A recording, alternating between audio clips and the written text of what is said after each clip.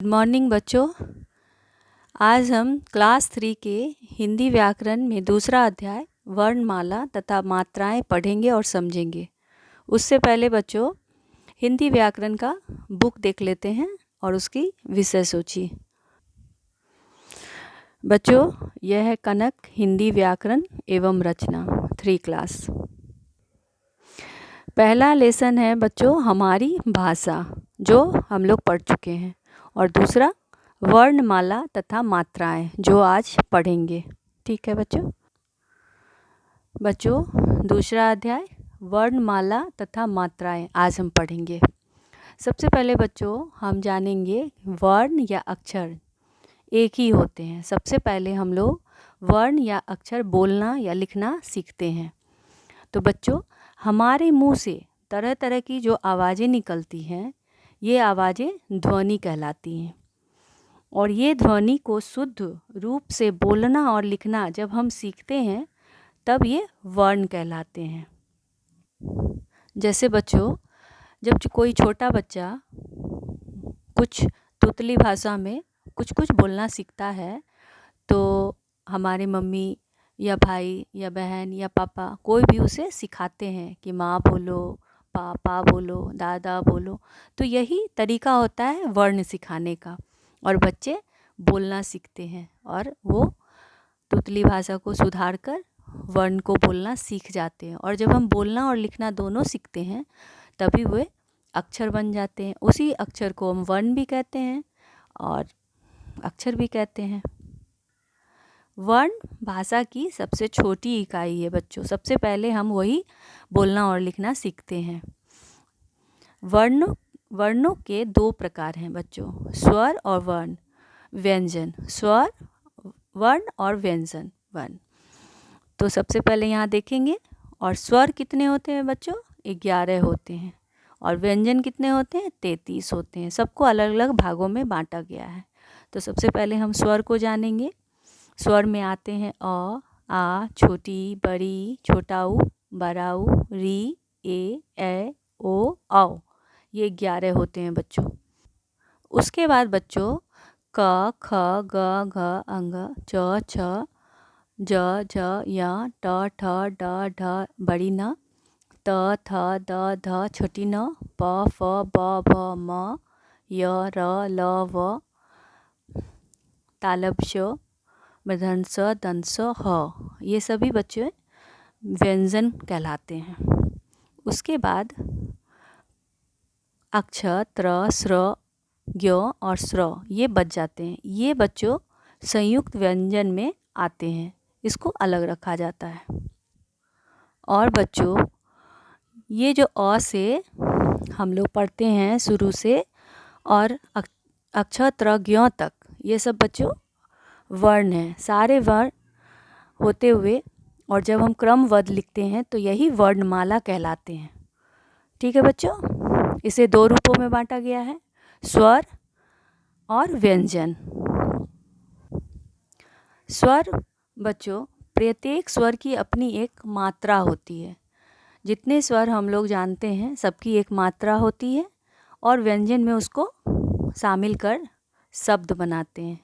और व्यंजन तभी संपूर्ण होता है। जैसे आ की मात्रा में एक डंडा, छोटी ई में इस तरह का मात्रा, बड़ी ई में इस तरह, छोटा ऊ में ऐसे, बड़ा ऊ में ऐसे, री में ऐसे। ये सारे बच्चों ऐसे मात्राएं आप लोग जानते ही हैं।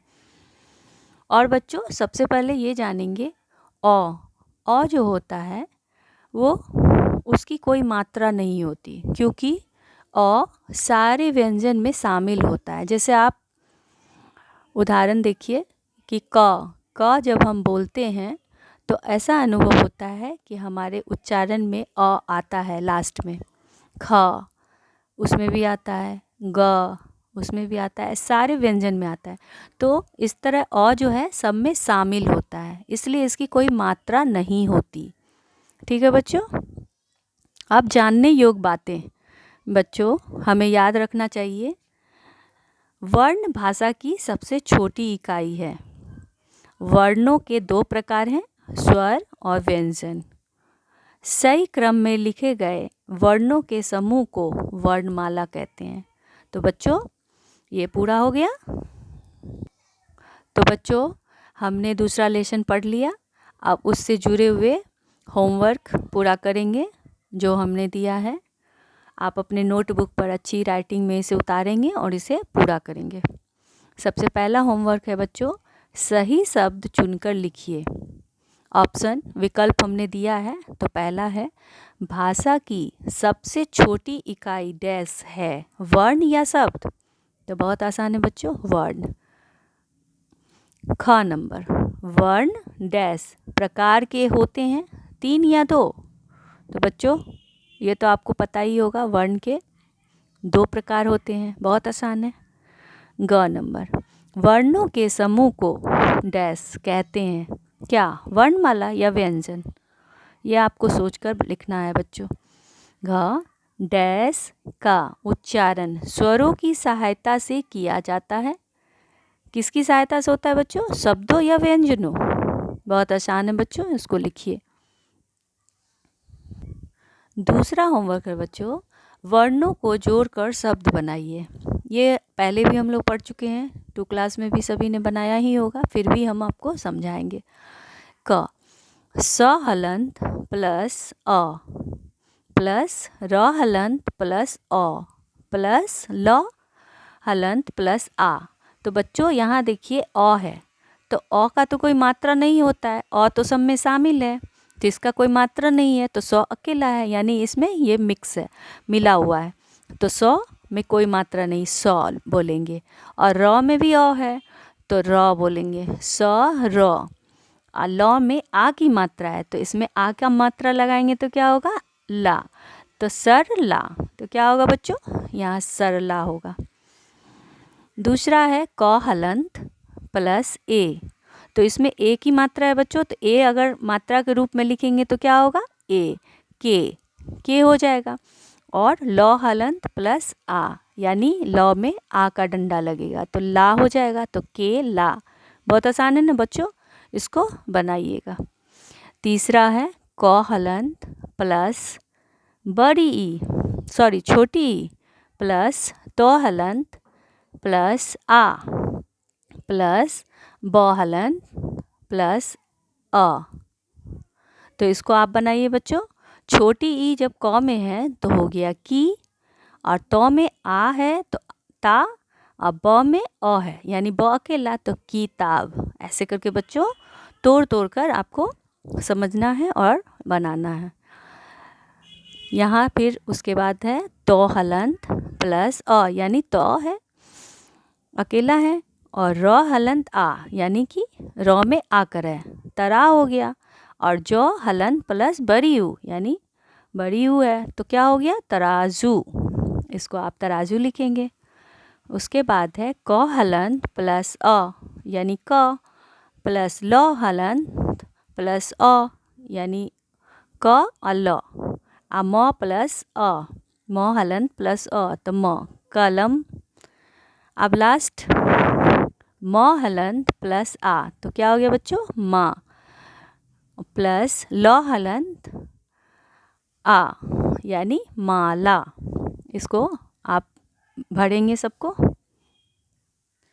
तीसरा है बच्चों, स्वरों को उनकी मात्राओं से मिलाइए। तो आ है बच्चों, आ का क्या होता है मात्रा, यहाँ है ऊ की मात्रा, ओ की मात्रा, ए की मात्रा, औ की मात्रा, यहाँ सभी दिया हुआ है बच्चों, इसमें से आपको मिलान करना है। बहुत आसान है बच्चों, करिए। चौथा है बच्चों, वर्णों को अलग करके लिखिए। आप वर्ण को आपको अलग करना है, तो ये भी बहुत आसान है बच्चों। तो कैसे लिखेंगे, ज हलंत प्लस ह हलंत प्लस आ, ज हलंत अ प्लस ह हलंत आ प्लस ज हलंत अ, यानी जहाज। इस तरह से बच्चों आपको लिखना है। फिर है लड़का, तो लिखेंगे ल हलंत प्लस अ प्लस बड़ी र हलंत अ प्लस क हलंत आ, हर को ऐसे प्लस करके लिखना है। जैसे बच्चों नौका है, सुराही है, आवाज़ है, ये सभी आपको बनाना है अपने से। ठीक है बच्चों, आज के लिए बस इतना ही। आगे फिर दूसरा अध्याय पढ़ेंगे। धन्यवाद।